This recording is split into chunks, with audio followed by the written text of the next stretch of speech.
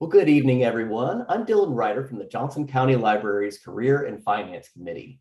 Thank you for joining us for tonight's program, Taking Your Resume from Fizzle to Sizzle.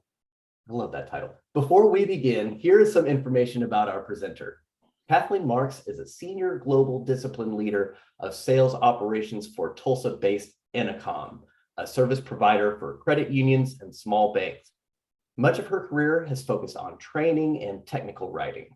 A proud graduate of the University of Kansas, Kathleen lives in Johnson County, where she and her husband dote on their adult sons, daughters-in-law, and their grandson.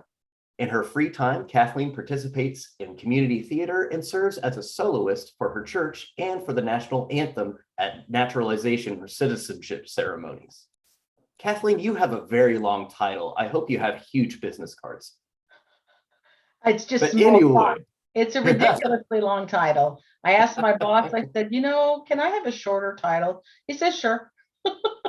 So we'll see. I love it. So everyone, feel free to participate in our discussion by using the chat to add your comments and questions. Kathleen will attempt to address each question as time allows following her presentation.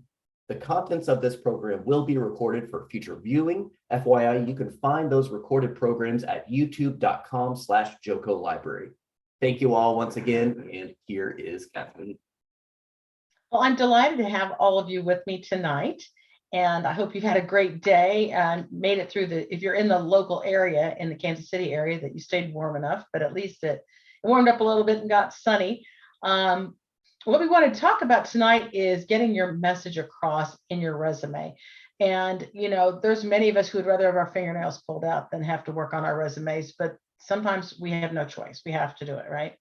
So we want to make sure that you have the tools that you need to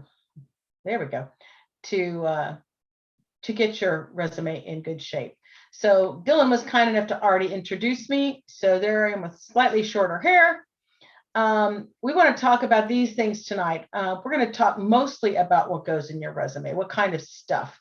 And we're going to talk about the applicant tracking system. So if that is a term you've not heard before in the chat, just type new over in the chat.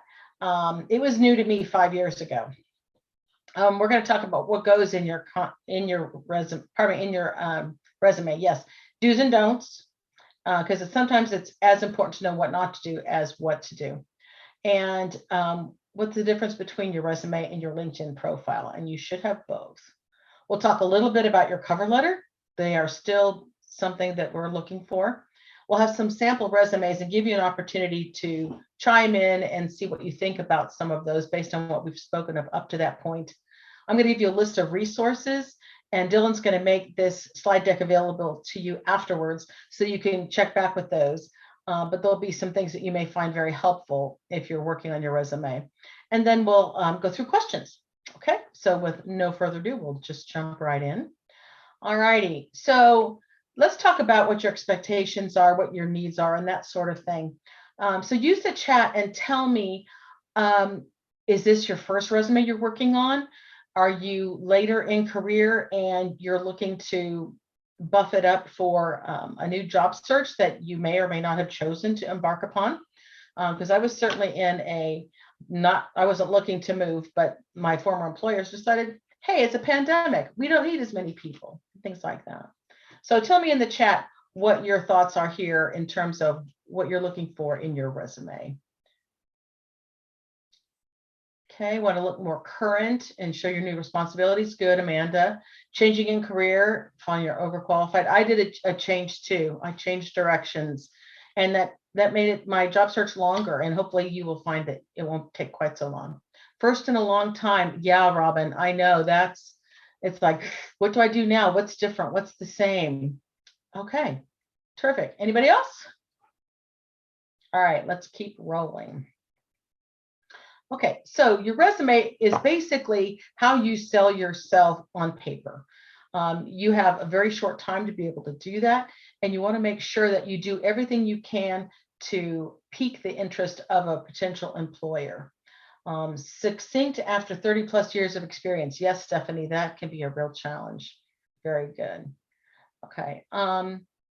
Now, unless you're in academia, it is not your complete work history. There you would do a curriculum vitae, a CV.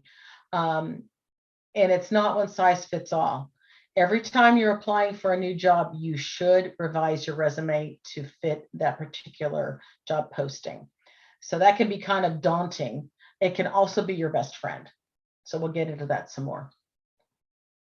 So some fast facts for you. And this first one is kind of terrifying.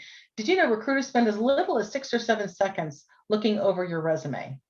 I mean, think about how quick that is. You spend more time brushing your teeth, 6 or 7 seconds. Recruiters are going to get an average of 250 resumes just for each individual job they've posted. And at the same time, they're working on multiples, sometimes up to 100 jobs at the same time. So you can see why that first statistic makes sense, is because they have so little time. And so what they do is they use this applicant tracking software, or sometimes called ATS, to weed out applicants. So your first introduction to an employer may be through some software, and a human being may never know that you applied. So we need to make sure that we have you situated to make the maximum impact. So let's find out how we're going to do that. Okay, first let's learn what this applicant tracking system is. So does a human see my resume? Well, sometimes, but not always. This software, and there are various different ones. It's not like there is the applicant tracking system. It's going to look at the body of the document, and it's looking for keywords, certain words that are going to appear in the posting for the particular position. So when you are tweaking your resume for a particular position, you're going to want to look for the words that you think stand out and make the most sense for things you want to highlight. So how do you get through? What's going to make it easier? You don't want to use any fancy fonts because they can be difficult for these software programs to read. So some of these basic ones that you all see as defaults in Microsoft Word or in Google Docs or whatever you're using. So Calibri, Times New Roman, etc. You can see the list there. If you have important keywords, you want to use them more than once.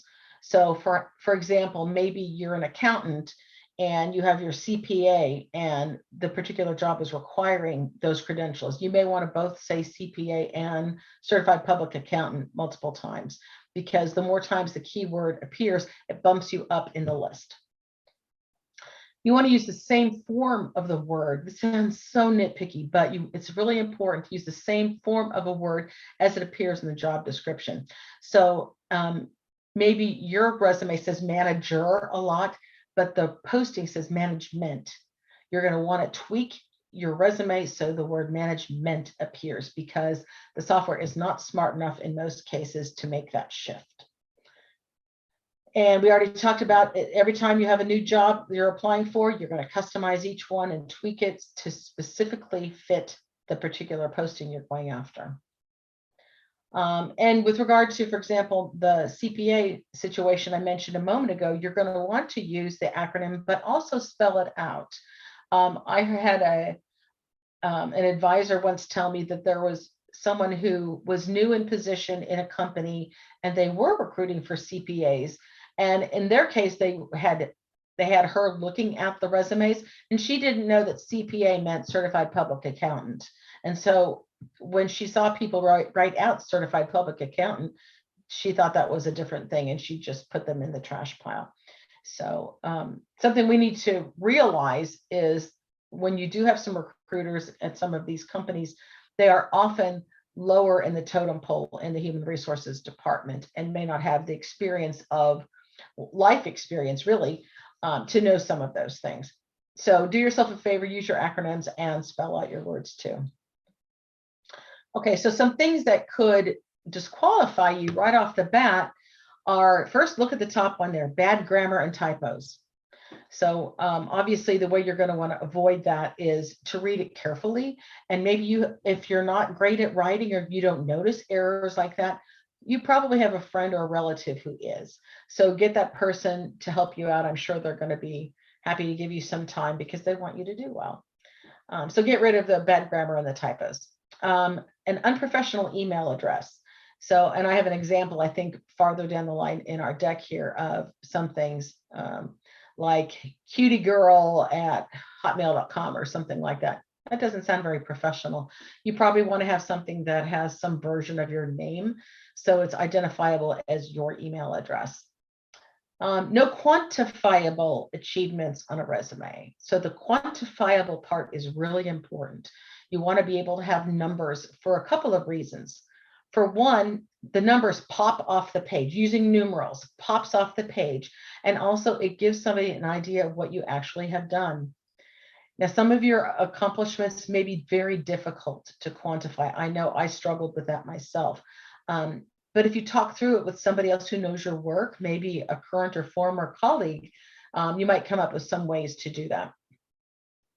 You also don't want to have long paragraphs of text. Bullets are the way you want to go. Remember that recruiter, if you have a human looking at it, is only looking at your resume for 6 or 7 seconds. And a large block of text is difficult to discern. But if you have bullets, their eye can pop to certain keywords and find those things that they're looking for. A generic resume that's not tailored to the job, that'll kick you out too.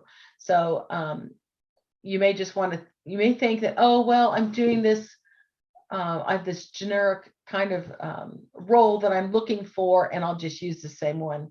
Well, you might be wasting your time and theirs if you're not tailoring it to the job. A lot of recruiters are turned off by resumes longer than 2 pages. Now, folks who are later in career have a better excuse for using more than 2, but a lot of times you can trim things down and leave a lot of the details for the interview that we hope you're going to get. And there are 10% who will kick you out for not having a cover letter. And we will be talking about cover letters some more. So this can be kind of daunting. Where do I start? I'm starting from scratch, or I haven't done it in a long time, like some of the folks in the room tonight have mentioned. So basically, you can start by brainstorming and start jotting things down. Think about, what have you done that's an accomplishment? We're not looking for your job description, because if you write down what your job description is, that doesn't tell us that you've actually done those things. And you do want to put it in numbers. So revenue that you've brought in, dollars of savings, hours saved in training, number of days in with no accident on the job, things like that. And as I mentioned, your coworkers might have some ideas for you there.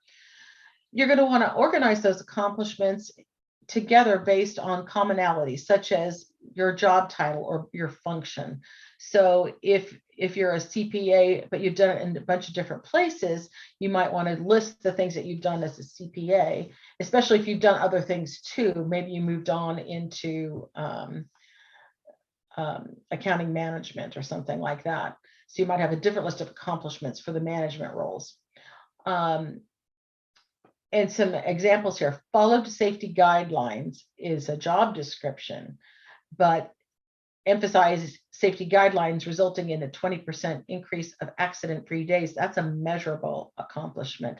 And that's actually something that an employer would be very interested in and find that impressive. So again, use bullets. You don't need to use complete sentences, but you have to be consistent. So if you're going to be using phrases, make them all noun phrases or verb phrases. And I would recommend the verb phrases because they're more action oriented.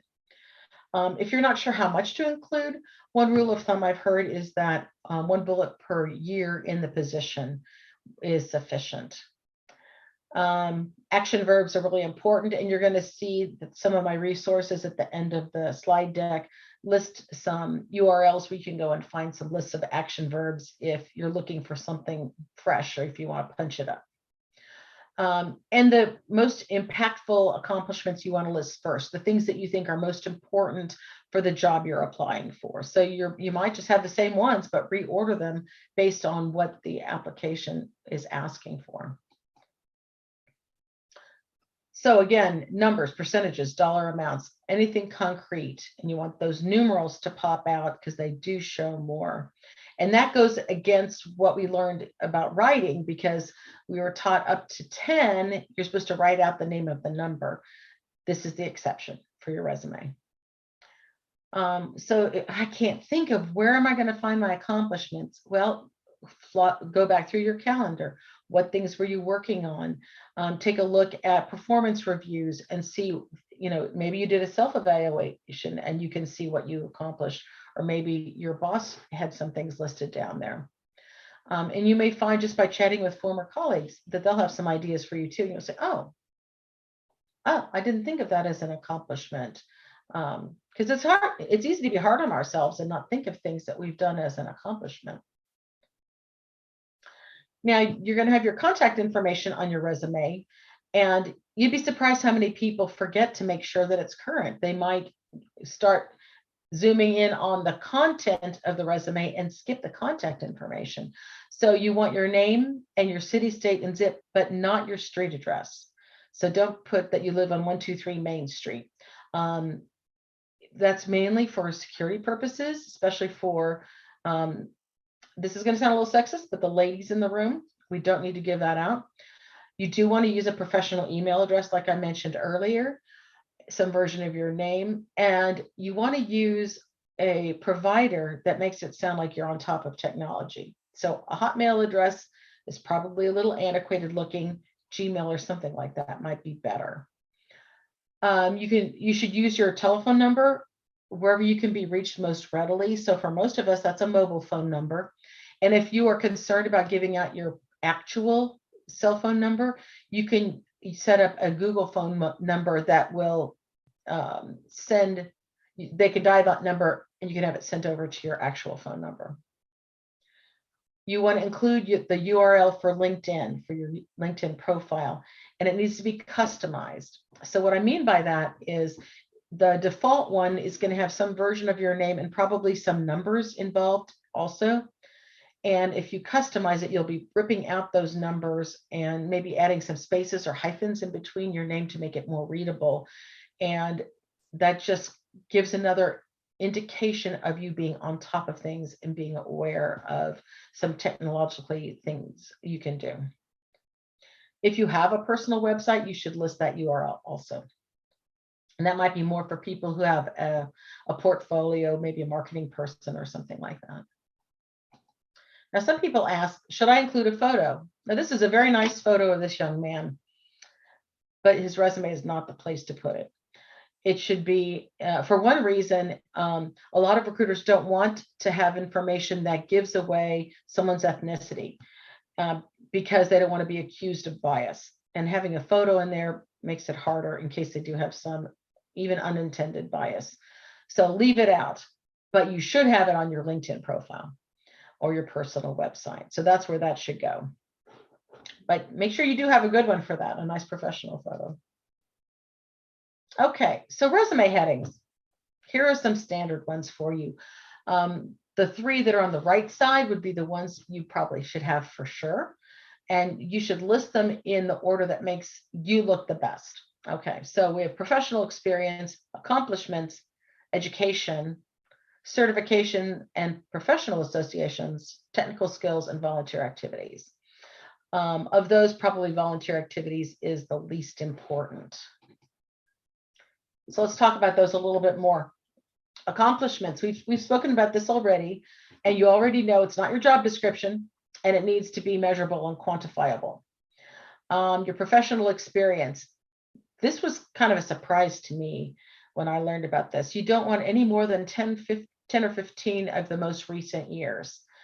And the things that you want to list are your title in that role, where the company was and the name of the company, the URL for their website if they're still in business, the years you worked there. You don't have to say which months, and your most recent role first in case you had several roles with them.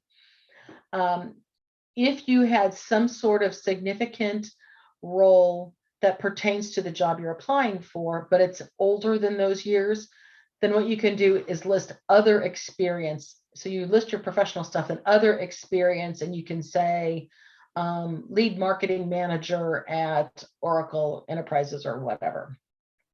You don't have to list the year, but it may come up in an interview. Your education.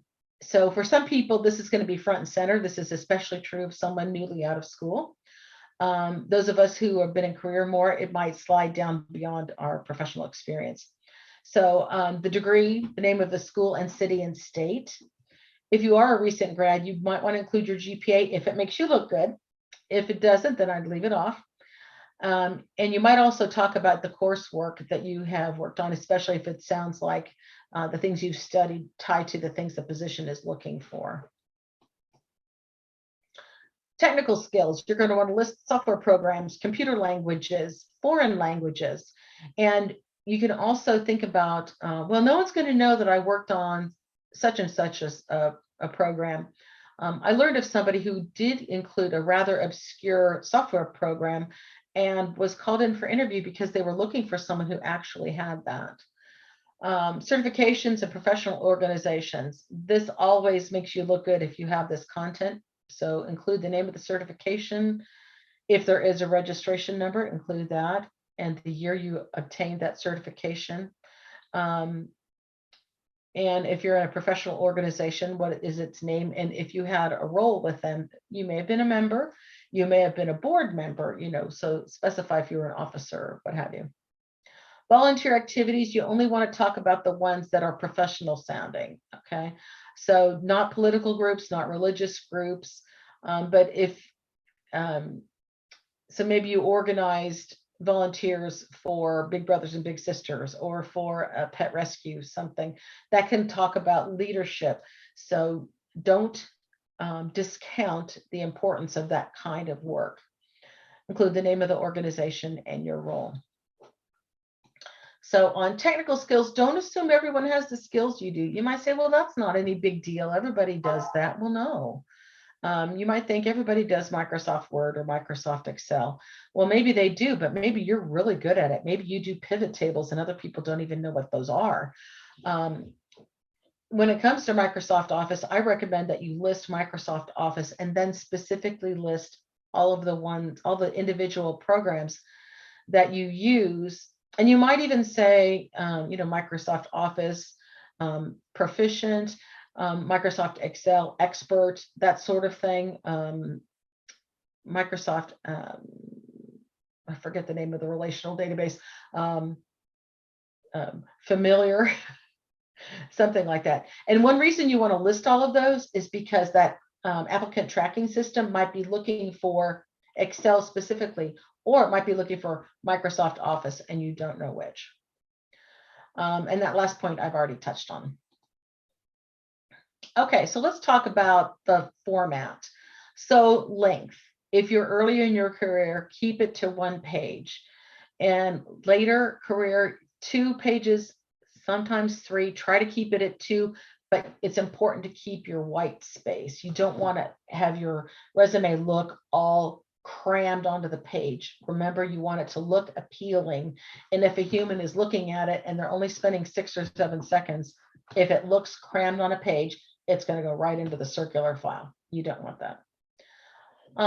Make sure your name and page number is on every page. In case things get separated, they can be put back together.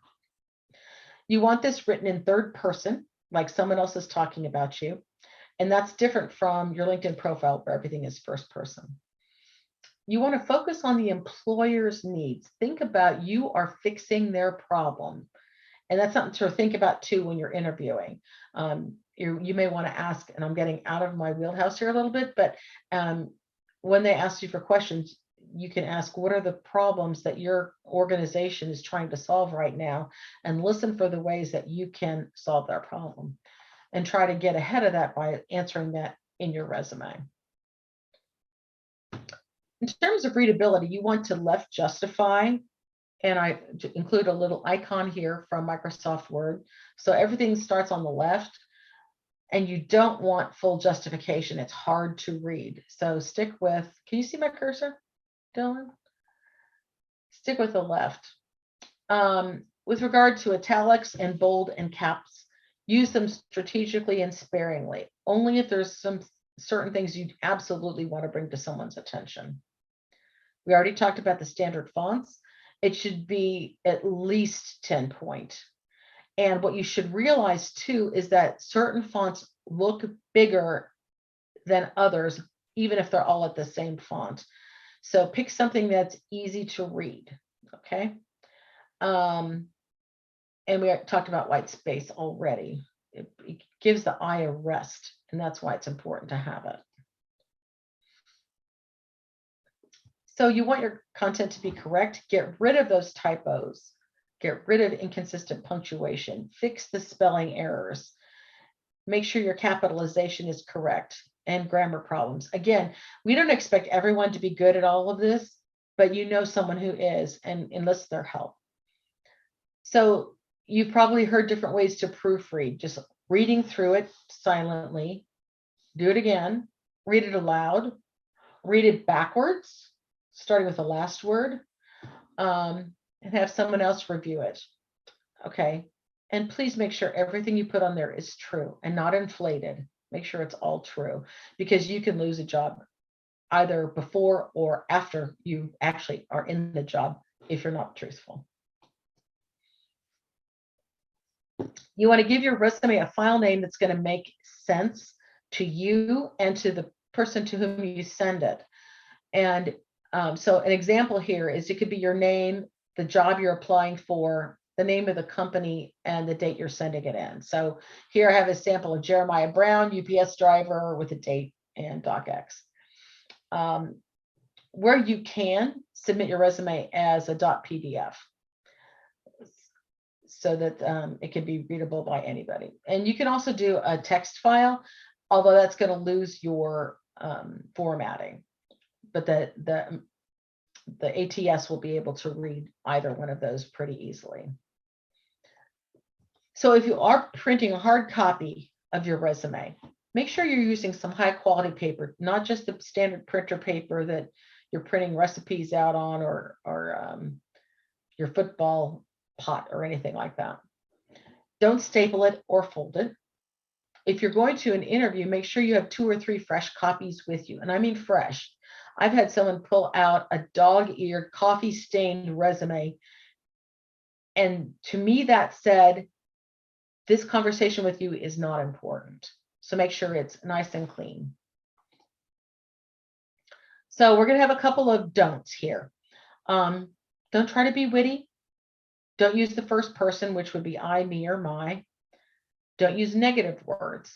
Loss, fail, or failure, deficit, slump. You know, you can get creative in working around that, because, you know, all of us have had some examples in our work lives where things didn't go great. But there is ways to phrase them that are truthful, but more positive sounding. Don't include an objective statement.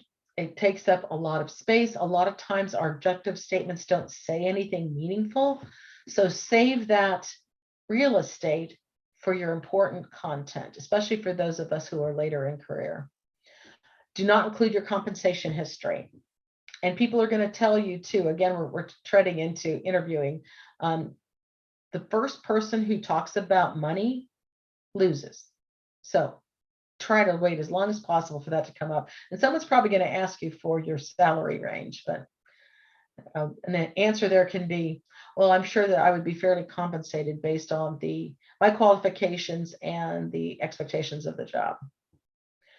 Now, some people think they're clever and they try to hide keywords in the document by making them print in white, like in the margins or something like that. And there are recruiters who are onto that, and they are very turned off by it, and that can disqualify you. So don't do that. You don't want to get yourself out of the running before you begin by giving away your age if you're concerned that that might disqualify you.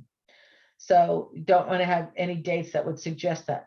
So for example, a graduation year, especially if you were a standard student and went right from high school into college and graduated, someone can do the math and figure out pretty quickly about how old you are. And then I say, oh, well, they're going to retire in 2 years. I'm not going to hire them or whatever. So don't do that. Don't mention or imply anything else that puts you in a protected class: religion, race, sexual preference, political views, marital status.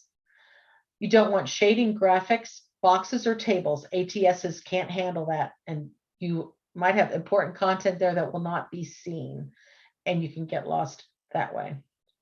Don't include your references in your resume. That's not where they go. And don't say available upon request. It's a waste of real estate because obviously, if you have references and they ask you for them, you'll give them.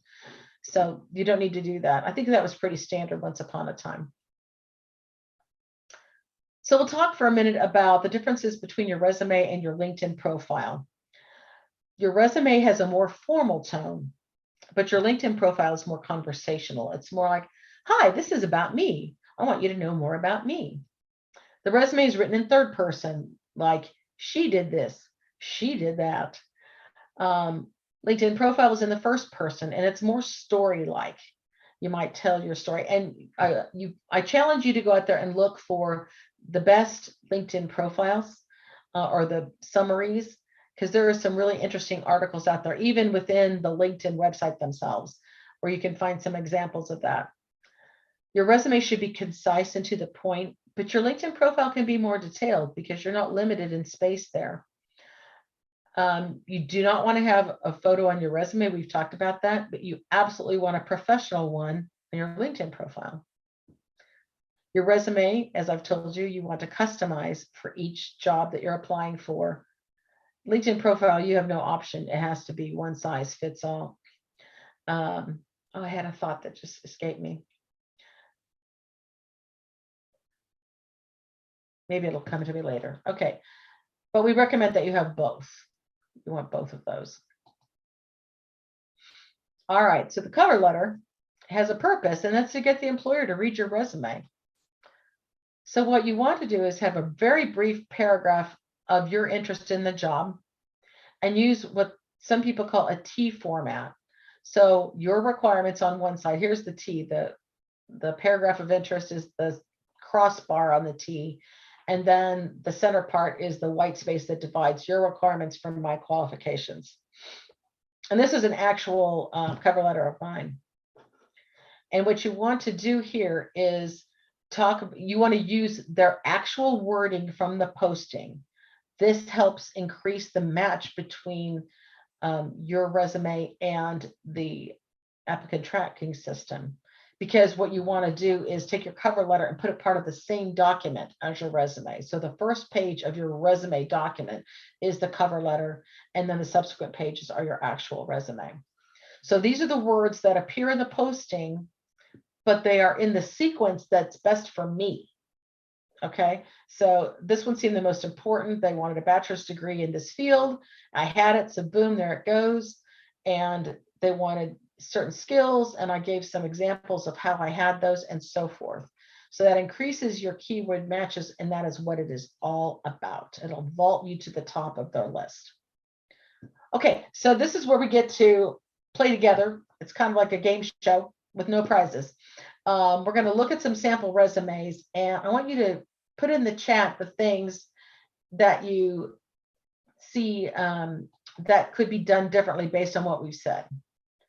Okay, so take a look at these and put some things in the chat that you think might be a problem in this resume.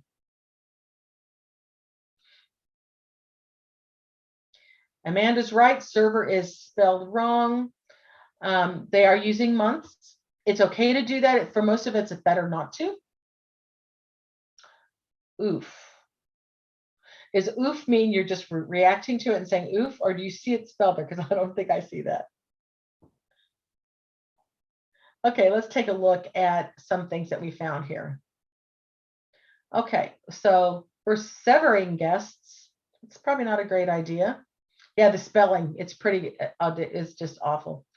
So we're severing guests. Well, that's not great. We have comprehensible knowledge, not comprehensive, but comprehensible knowledge. Server is definitely spelled wrong. Buffet is spelled wrong. We have deserts instead of desserts. We have forested instead of fostered, enjoyable event atmosphere. Peak service, that would be PEAK. I think there's another one there. And responsible for.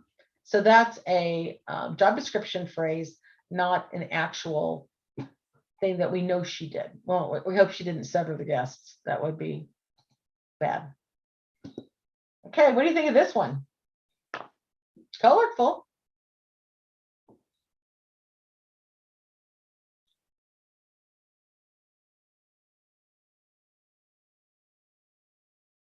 Way too busy. It sure is, Sarah. Way too busy. That's a lot of clip art. It is. And do you think the ATS is going to pick up on that? Not a chance. The picture, right? And is that the picture you want? Does this guy look like he is an upstanding citizen?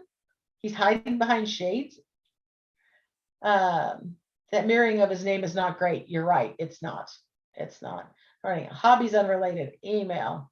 Yes, exactly. Exactly. Okay, so let's see some of the other things. This picture is not good, even if you're going to include one. Right. It's kind of scary. Okay, so we got the picture and customer do go sales. Seriously? The mirror, as you mentioned, the graphics, oh please. The handman at Hotmail, you're right. I should have marked that one. I didn't. Jiu-jitsu and philosophy. I mean, it's probably interesting to talk to. Keeping it cool, 100%. Okay, so this guy isn't real.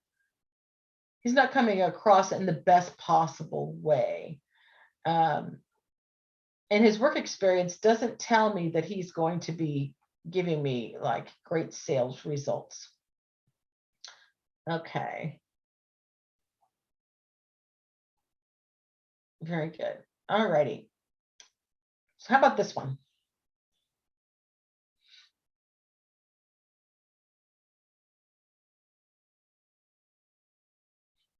A Hotmail address, right?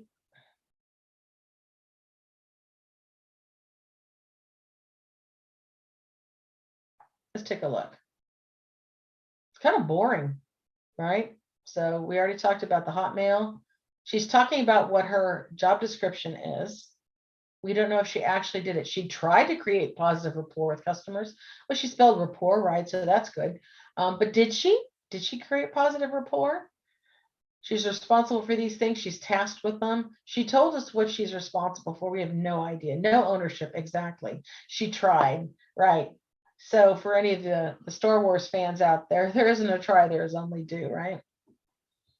Okay, so let's take a look at the next one. Charles Foghorn.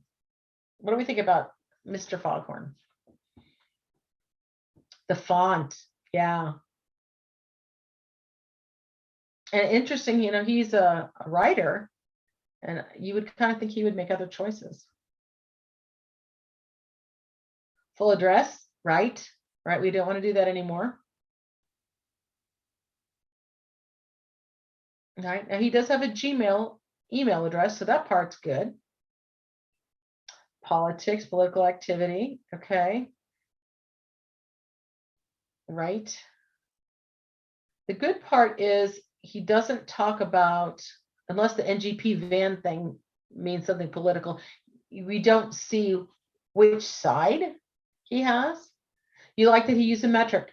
Good point. Good point, Amanda. Thank you for that. So let's see what things we found here. Okay, so he says he's a writer, he's a reporter.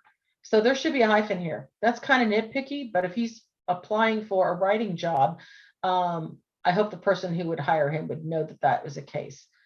He's using an acronym that may not be meaningful to the reader. And the green circle means, yeah, it was good that he did that. And as Dom pointed out, he used his full address. Okay, let's look at the next one. What do we think about Dirk?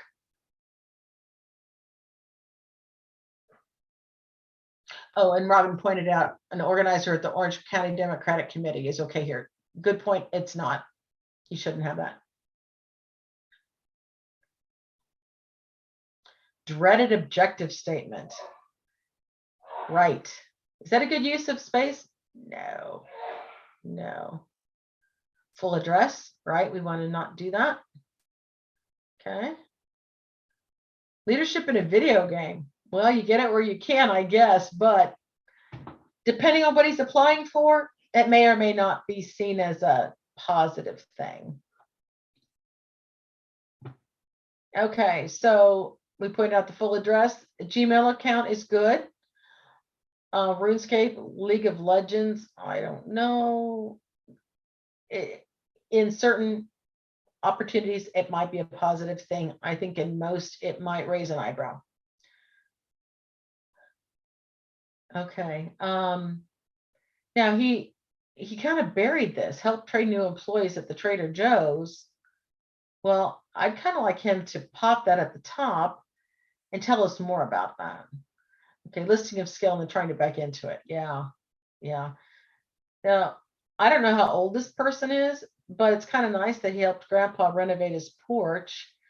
And maybe a more professional way to say it is perform construction work on a home or something like that, hardscaping or something like that, to make it sound more professional. So again, it's spinning it. Okay, this is a 3-page resume. What do you think? And I know you can't read it. Too long, not enough white space. Give yourself a gold star. Toss. Yeah, it's too long. Now it's nicely formatted. These bullets are nice. You have some nice indentations and so forth, but it's too long. So I'm guessing that Bill has probably have a lot of rich experience and he's having a hard time figuring out what he can and should include. Okay. You guys have done a great job finding the highlights there. Let's take a look at some resources. So here's some sample resumes and cover letters at this website. Lists of action verbs, if you need those. For those of you in the Kansas City area, Workforce Partnership, or otherwise known as Kansas Works, they have a location at I-35 and 87th Street. And they have all kinds of free resources. They're fantastic people. So they can help you with resumes, networking, interviewing, skills assessment, job search tools, and skills assessments. I got a certification through these people on Microsoft Word at the top tier. And it was just by spending 3 or 4 hours, I think, taking a certification test. Of course, our friends at the Johnson County Library today, represented by wonderful Dylan, they have other career resources. And you can find that on their website under events.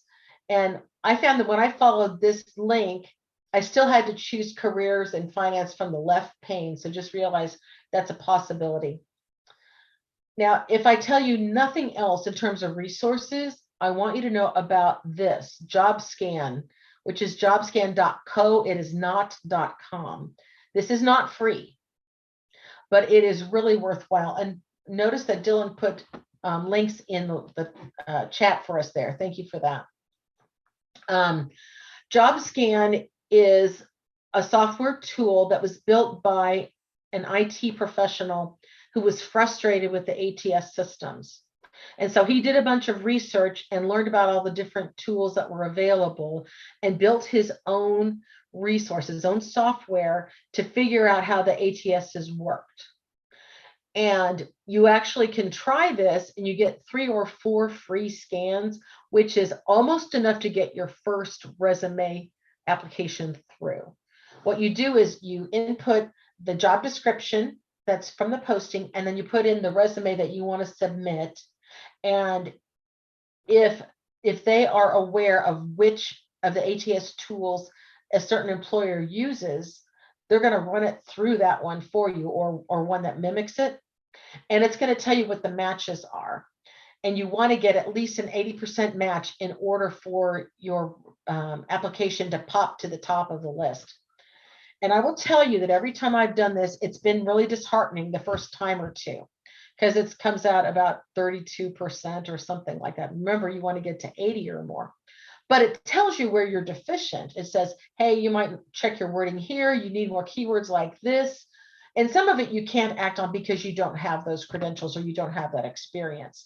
But every single person I know who worked JobScan got that first interview. After that, you're on your own.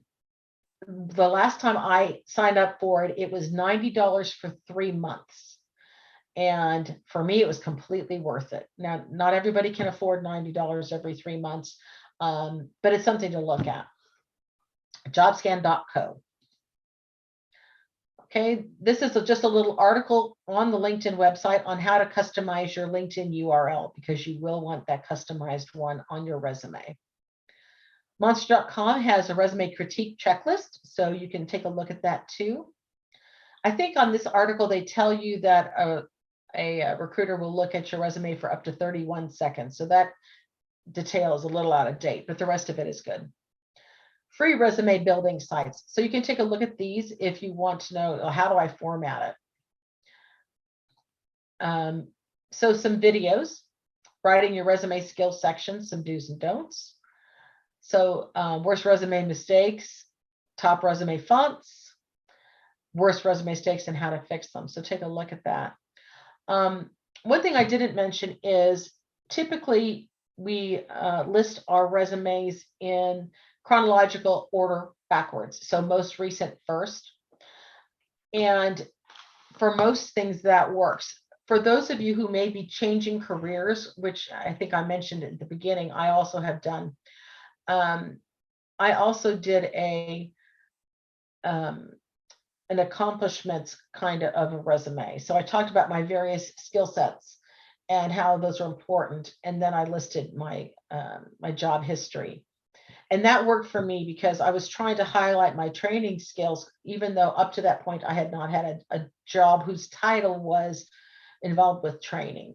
So I was able to highlight that and kind of pull them together. So you may want to look at that sort of a resume, and there are samples among these resources. Okay. We are ready for some questions. Let's start with general questions. And then if there are some things that are specific to an individual's particular situation, we can go into that.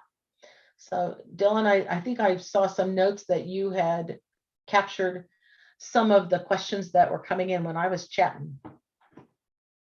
Yeah, I sure did. So we'll have a few of those and we'll go ahead and toss those out there. And who knows, we might pick some more up along the way here, but we'll start at the top. So Attendee asks, why do you need a zip code if you're not including the full mailing address? That's a good question. I think it's just more to show where, if they're interested in where in the city you are, if you're close to the job, you probably could leave it off and it would be fine. It's just more a matter of, we don't want to be so specific as where your home is. If you think your zip code has any sort of a negative reflection, absolutely leave it off, because you only want to present yourself in the best light. I've never had that question before. I like it. Now, how do you handle skills you aren't interested in using in a new position? Leave them off, add to increase the chance of an interview? Oh, I wish I had an example there to know what the person was talking about. So like I've done this in the past and I don't want to do it anymore. That was like early in my career, I was an assistant buyer and a sales manager, which was ghastly, and I had no interest in doing that again. So maybe it's that sort of a thing. I would probably leave it off, but if there were aspects of, now they said skill, not a role. If there are aspects of it that made sense for what you want to do, find a way to work that in. But if you absolutely don't want to do it, I would leave it off, because, what's the point of getting an interview for something you don't want to do? It's a waste of your time. And unless you just want to practice getting an interview. Okay. What are your thoughts on including a summary statement? Now, I know you've covered objectives taking up space. Do summaries also fall under that category? They can, unless you can write a really good one, which is hard. If you have a summary that has words that have weight and meaning and don't just sound like a bunch of air put together because I have to have a statement. If you think you can do something meaningful, then yeah, you can give that a try. But make sure that it's saying something, it's reflecting you, and isn't just, don't say words like proven. And one thing that one of the specialists I worked with when I was looking for my job the most recent time, and she said, don't use any words that can't be quantified.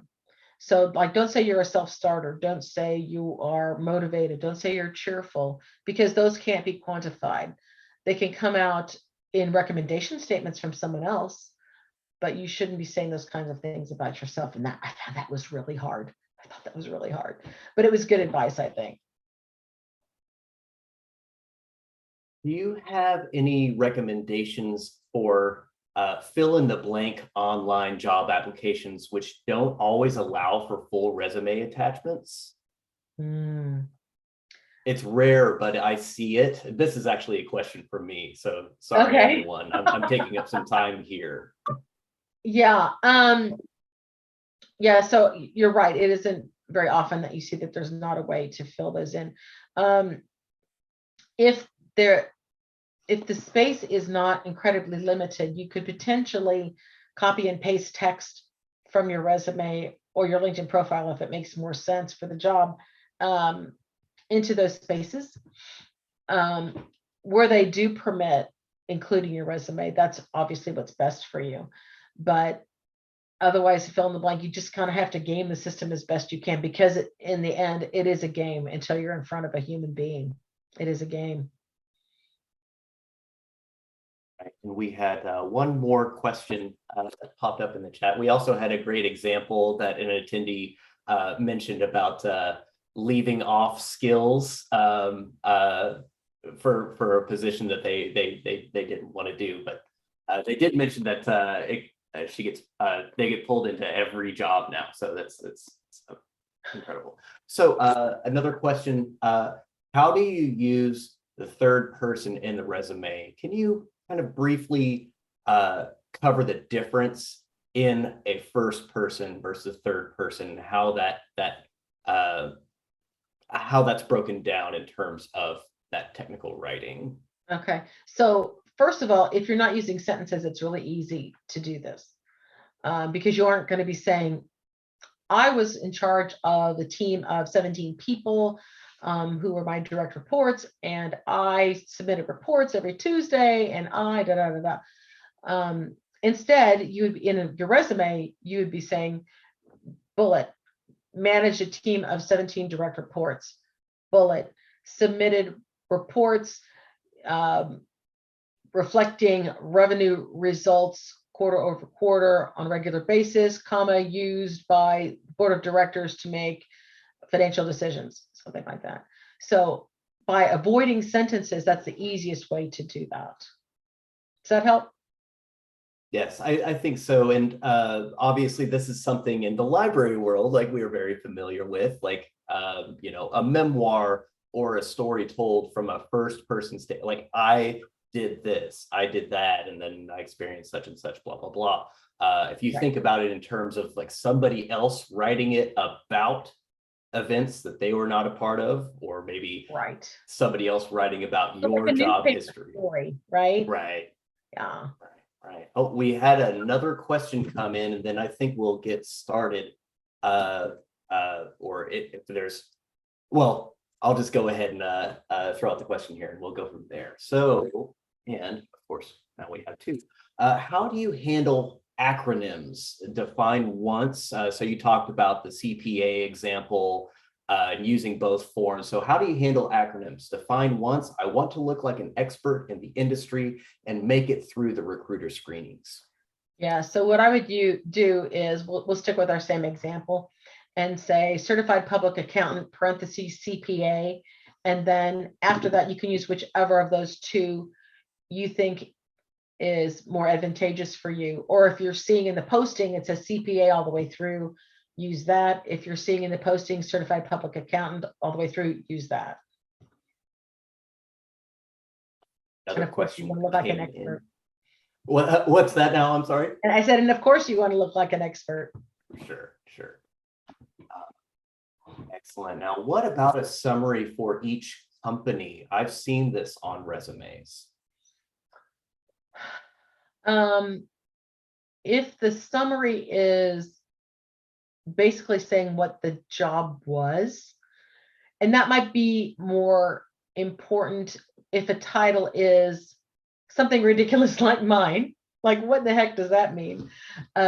As opposed to like a customer service manager or a call center manager. Those are pretty self-explanatory. So a summary statement, if it's a sentence, like one sentence, might be useful if you think you need to explain what the job was. Um, especially if you don't think that your couple of bullets, depending on how long you were there, are going to adequately describe what you did. So I could see doing it in that case. I don't think it's going to get you kicked out of consideration at all, if that's the concern. All right, we have a couple more things rolling through here.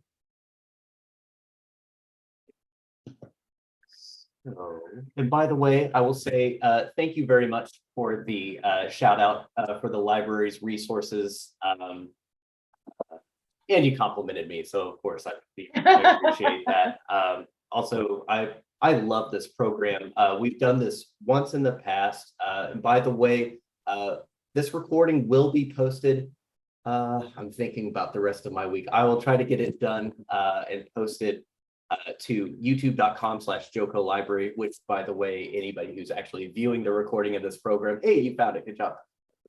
So let's see here. And feel free to share the recording with your friends who couldn't make it, or even if next week someone discovers, oh, all of a sudden I'm in a job search, feel free to send them a link to this so that they can get a starting point. Sometimes getting started is the hardest part, isn't it? Right. And if they're Star Wars fans, tell them there is a Star Wars mention along the way. I know I was very pleased about that. So a quick and I wondered about this. So a quick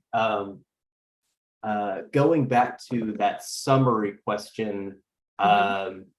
This person, and sorry, I was working on the chat, not necessarily super duper plugged in your to your response. So they're talking about they're listing their job history, including a summary of the company, of just the company, not necessarily their position. I guess I would wonder what you were trying to accomplish by describing the company. If it's a well-known company, then that's unnecessary. But if it's not, for example, the company I work for has 60 employees. It is not a well-known company, except for in the circles in which we run. I'm not sure what that would accomplish. But if you feel like strongly that you have a good reason to do it, then go for it. I'm just not thinking of an example that to me seems advantageous. And we have a couple attendees who are basically asking the same thing here. So what if the name of the company from your job history or even your current company or whatever, I can think of, the Sprint versus T-Mobile, et cetera. We're familiar with that here in the Kansas City area. So what if the name of the SS&C, yeah. Right. So what if the name of a company you worked for has changed, through acquisition or merger, list both or the most recent? I would start with the name of the company as it was when you worked for them, and then put in parentheses after later merged with XYZ, like Cerner is now Oracle, or Oracle Cerner or something like that. So I worked at DST for a gazillion years, and now it's SS&C. So I would say DST blah blah blah parentheses now known as SS&C. So that's how I would handle that. And I think that's helpful too, for people who may not be familiar with the whole history and say, I don't know what that is. Good question. Actually, all these are great questions. Yeah. And I think that also speaks to what you were talking about earlier about making sure that that resume is up to date, right? For each position you're applying for, nice fresh cut, if you will. Exactly. And that's another reason to have somebody else read your resume, because you might just slide right past that because that was a name you knew so well for so long, and it needs an edit. Excellent. And we did have one more clarification on the company summary topic, and I think this bears passing along to you here, because you mentioned what's your objective, what's the point in including this. Right. So this person writes in, for example, number 2 global animal health with 5 billion in annual sales in 2021. Okay. Like an industry leader. Uh-huh, uh-huh.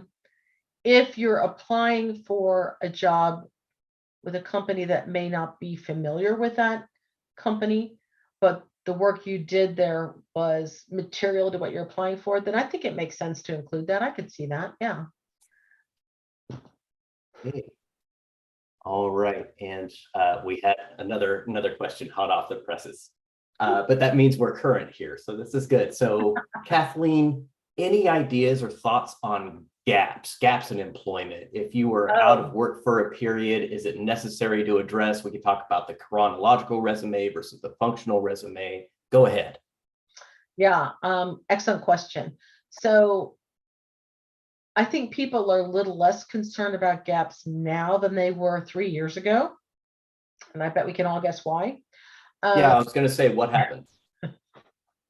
What did happen?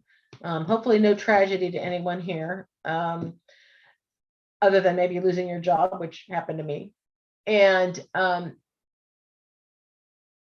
what some people do is one thing you can do is by leaving the months off and just have the years of your employment, that can, depending on how things worked out timing wise for you, that can cover some gaps.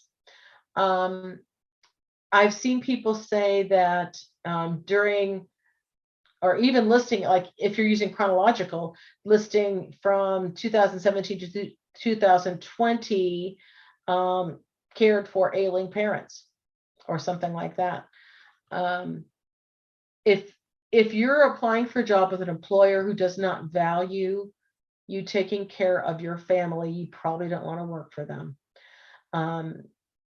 You can also address it in your cover letter if you want to. Just say, and besides my rich history in the working world, I also had the privilege of caring for my ailing parents or my aging parents from these years and so forth. During which time I acquired the skills of managing the medical or insurance morass, whatever. So you can turn it into a positive. And you may get a question in an interview about it. So just be prepared for your answer. If the gap is because you're switching careers and it took a while to find a new job in the new role, just be honest. And with any question that you find difficult to answer, I would say be as brief as possible, because you may find that a very short answer will be satisfactory and they'll ask more questions if they want to know more. Again, I'm in interviewing, but that's what I would do with gaps. And I think it's such a great talk. And we typically think about that because we're knee deep in talking about job histories and things like that. But this is another question that we will get. The library, when we're trying to assist patrons, we have those who have been, justice involved individuals. So how do I cover a gap in terms of, being incarcerated for X amount of time, even if maybe they've gone through the expungement process. Did you have any additional thoughts on that? I've been told you can cut, like if you were involved in a work program, for example, any type of jobs that you had, even while being incarcerated. Do you have anything to add there? I've actually not thought of that particular situation before. And I wish I had a better answer, but I might suggest running that by the folks at Workforce Partnership, because I think they've probably answered any question that there is. So, and even if you're not in the Kansas City area or the Kansas, Missouri area, there probably is a similar organization in your part of the world where they can help you with that. So that's a great thing. And I don't have anything there. I'm sorry. Yes, and I believe is it Missouri Jobs Now? I will pull that and put it in the chat as soon as I get that, because yes, they do have an equivalent program over on the Missouri side. So I will drop that in the chat. And for those of you who are watching this recording, I will go ahead and speak it out loud once I pull that. While I'm digging that up, Kathleen, do you see that question in the chat? The one about stepping back from a prior position, youngest Yes. child is older now, and I'm looking for more. Okay, so it sounds like maybe you were in a management role before and now you backed into an individual contributor perhaps so that you could take care of more family things. Okay. So yeah, you can list, I would do that in a cover letter to say family obligations. You don't need, if you talk about the age of your children, that can disclose an idea of your age, which you may or may not be concerned about.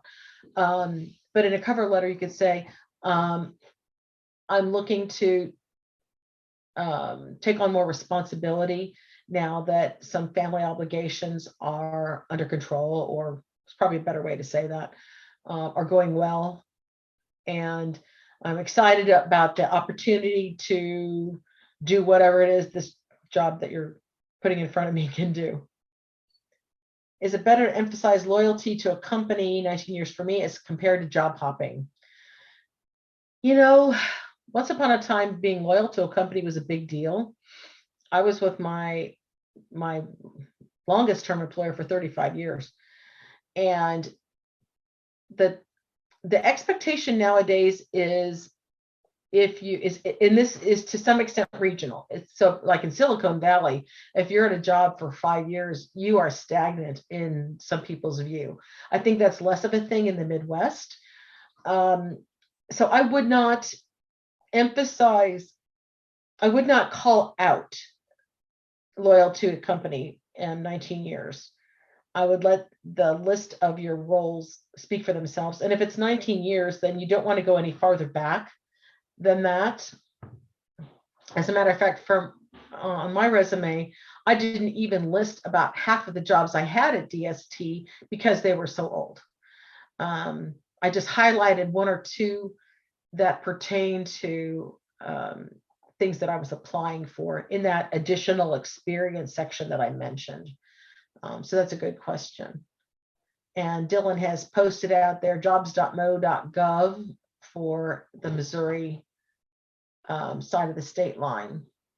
Yes, which is interesting, and I think they've done a refresh and rebrand on their sites, and it's an improvement. So good job to our friends over in the Show Me State. But yeah, so jobs.mo.gov. So you see, it is actually government affiliated by that link.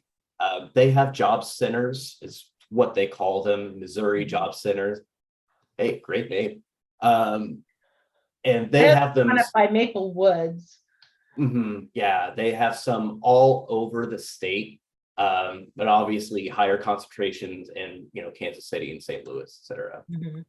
But yeah, those assistance options that Kathleen mentioned for our friends at Workforce Partnership, that's the Missouri equivalent. And if you poke around on that site for anybody who's interested in obtaining assistance, Missouri site, or wherever you're watching, chances are there's some equivalent, in whatever state you happen to be in.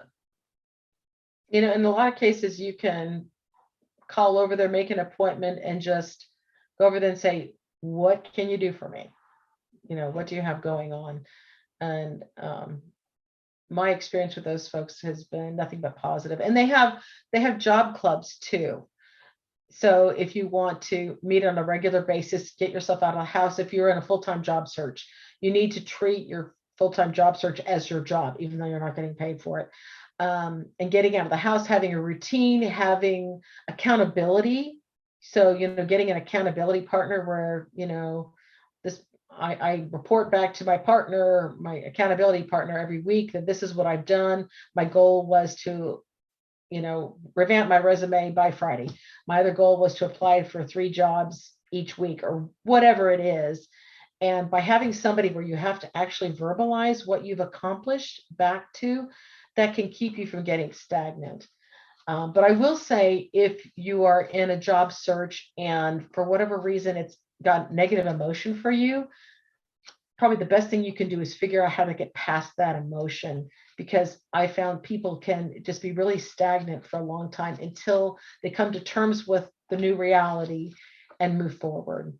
And a lot of times what you're leaving in the rearview mirror is good riddance. So I hope that that's what you all find if you are in a full-time job search. And I did Excellent. twice in 5 years, so you can. Well, I was going to say, speaking of good riddance, I think we're just about done here. Everyone, thank you for being so active in the chat. Whether that was asking questions or talking about your own experiences, what you're looking for, I really appreciate that. Obviously, Kathleen, really appreciate you as well. Thank you for donating your time to the library, as well as everyone in attendance and everybody who's watching here in the future. So everybody, if you could take a quick moment to drop some thanks in the chat, really appreciate that. And I have a little closing spiel, and then I think we'll be moving on maybe to some dinner. I don't know. I'm kind of stuck on this whole food thing. So everyone, again, I really appreciate everyone being so active in the chat. I mentioned this to another attendee. That makes my job facilitating this just that much more enjoyable. So I really appreciate that, everybody. I was going to take a quick moment to let you know upcoming career and finance events, but guess what? We don't have any. We got through our fall programming slate, so nothing to tell you about other than feel free to poke around on our website, jocolibrary.org. If you go to the research tab, you'll see that that career development link. Poke around in there. These are all free resources that you have access to. Those are your tax dollars at work, right? Hey, Dylan, which of the learning programs is Johnson County Library currently working with? Is it Udemy? Yes. So and I dropped that link in there, and I'll go ahead and put it in the chat one more time. So let me talk about it while you do that. So if you're not familiar with this, Udemy is a resource for all kinds of different classes that you would take virtually online, and it's all recorded. So it's not like there's a professor or anything. There he is. And you would pay for it individually if it wasn't offered directly through the library. And so whatever your area of expertise is, if you feel like you need to brush up on some skills, you can take these classes, you log into the library, and then that takes you into the Udemy website. And then you can claim those as credentials. I would post them in your LinkedIn profile. And when people say, well, what are you doing to keep current? Or for those of you who had a gap, or maybe now is your gap, what are you doing with your time to make you a more valuable employee? Well, I'm taking these courses and I'm brushing up on my C#, or I'm brushing up on the laws about childcare in Missouri, or whatever it is. So it's a great resource. I love my library.